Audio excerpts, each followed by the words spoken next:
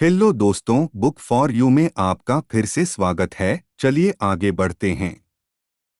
साहिल ने कहा, दोस्त तो बहुत मिल जाएंगे लेकिन तुम नहीं। इतने में सानिया की दोस्त आ गई और बोली, जल्दी चलो, खाना शुरू हो गया है। फिर वो लोग खाने के लिए चले गए। उन दोनों ने कभी अपने प्यार का इजहार नहीं किया, लेकिन साहिल को यकीन था कि सानिया भी उससे उतना ही प्यार करती है जितना कि वो फेयरवेल खत्म होते होते रात हो गई थी। आज सानिया का भाई उसे लेने आया था।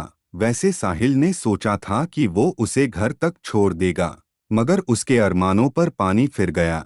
साहिल आंसू भरी आंखों से सानिया को आखिरी बार जाते हुए देख रहा था और ये सोचकर कि अब कभी सानिया को नहीं देख पाएगा, साहिल बोझिल कदमों से अपने घर की तरफ चल दिया। साहिल का किसी काम में मन नहीं लग रहा था। पेपर भी खत्म हो गए। पेपर खत्म होने के बाद साहिल घर में ही रहता, कहीं भी आता जाता नहीं था। धीरे धीरे 1 महीना हो गया, पर साहिल घर से बाहर तक नहीं निकला था। बस यही सोचता रहता था कि सानिया कैसी होगी, क्या उसका हाल भी मेरे जैसा ही होगा या उसके ऊपर अलग होने का कोई फर्क नहीं पड़ता। छुट्टियां खत्म हो रही थीं। अब किसी नए स्कूल में एडमिशन लेना होगा।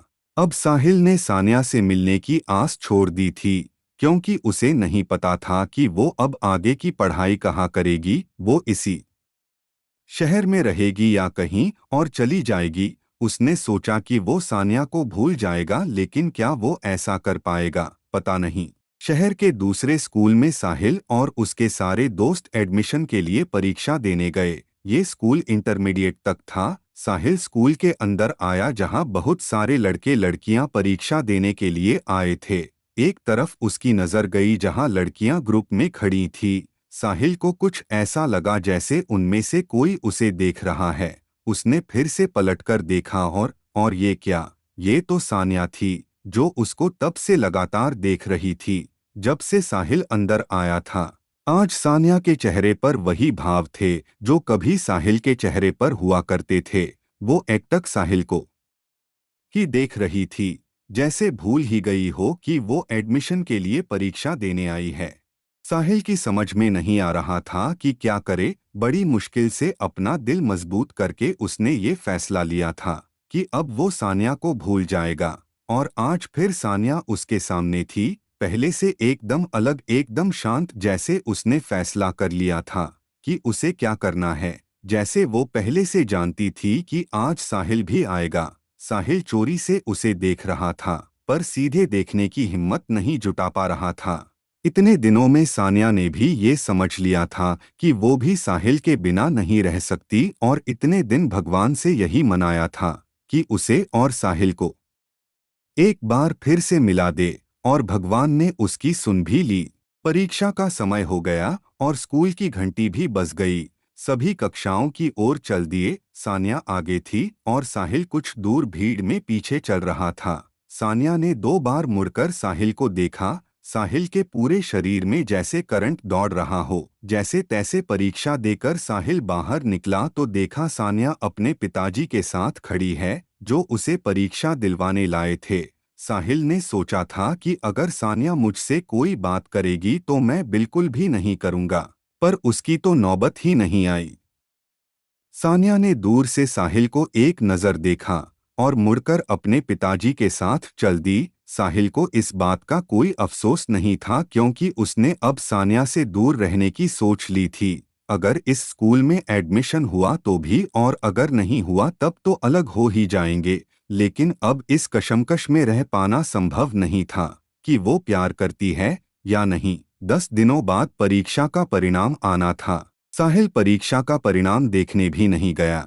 उसके दोस्तों ने बताया कि वो और सानिया दोनों ही पास हो गए हैं। अब साहिल के लिए और भी मुश्किल होने वाली थी। एक तो वो लड़की रोज उसके सामने आएगी, जिससे वो आज भी बहुत प्यार करता है, और दूसरे उससे दूर भी रहना है। साहिल अपने पिताजी के साथ एडमिशन कराने के लिए पहुंचा। वो स्कूल के बरामदे में खड़ा था। सानिया भी उसी दिन एडमिशन कराने आई थी। उसने साहिल को देखा और ठीक साहिल के सामने आकर खड़ी हो गई। दोनों के बीच महज 4 फुट की दूरी थी। सानिया फिर से एकटक साहिल को देख रही थी। साहिल नजरें चुराकर इधर उधर देख रहा था। वो वहां से जाना चाहता था, पर उसे ऐसा लग रहा था जैसे उसके पैर चल ही नहीं रहे। उसका प्यार उसके सामने खड़ा था, जिसको एक नज़र देखने के लिए साहिल कितना बेचैन रहता था, और आज वो उसको ऐसे देख रही थी कि अगर साहिल अपनी बाहें फैला दे तो वो तुरंत आकर उसके गले लग जाएगी। सान्या को एक बात तो समझ में आ गई थी कि साहिल के मन में फिर से अलग होने का डर बना हुआ है, इसीलिए वो उसके पास आना नहीं चाहता। सान्या अब स्कूल खुलने का इंतजार करने लगी। साहिल भी कम बेचैन नहीं था, पर ऊपर से यही दिखा रहा था कि उसे कोई परवाह नहीं। कुछ दिन बाद स्कूल खुल गया। आज नए स्कूल का पहला दिन है। साहिल और सान्या की कक्षाएं अलग अलग लेकिन अगल बगल ही थीं। साहिल जब भी अपनी कक्षा में जाता तो वो सान्या की कक्षा के अंदर देखता हुआ जाता, और सान्या उसी को देख रही होती थी। स्कूल खुले हुए 15 दिन हो गए लेकिन दोनों में कोई बातचीत नहीं हुई। साहिल जानबूझकर बात कर नहीं रहा था और सान्या को मौका नहीं मिल रहा था।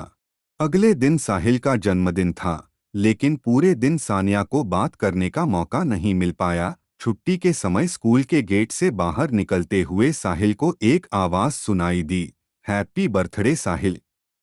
साहिल ने पलटकर पीछे देखा तो सान्या खड़ी मुस्कुरा रही थी। साहिल की समझ में नहीं आ रहा था कि वो क्या करे। उसने सान्या को थैंक्स किया, फिर बोला, अरे तुम्हें मेरा बर्थडे याद था? सान्या ने मुस्कुराते हुए कहा, याद तो हमको बहुत कुछ है, पर शायद तुम ही भूल गए हो। साहिल कुछ नहीं बोल पाया। सान्या अपने रिक्शे की तरफ चली गई।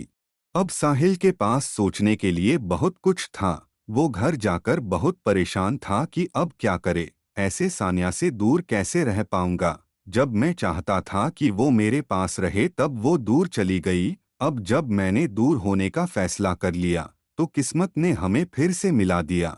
इस बार जाने क्या होगा। सोचते सोचते साहिल पता नहीं कब सो गया। धीरे धीरे दोनों में बातचीत शुरू हो गई, लेकिन इस बार साहिल ने ये सोच लिया था कि वो सान्या से ये सुन के रहेगा कि वो उससे प्यार करती है। अब उसको मौका चाहिए था। दोस्तों, इस भाग में बस इतना ही। मिलते हैं अगले भाग में। अगर ये कहानी आपको अच्छी लगी हो तो कृपया वीडियो को लाइक करें और चैनल को सब्सक्राइब करें। धन्यवाद।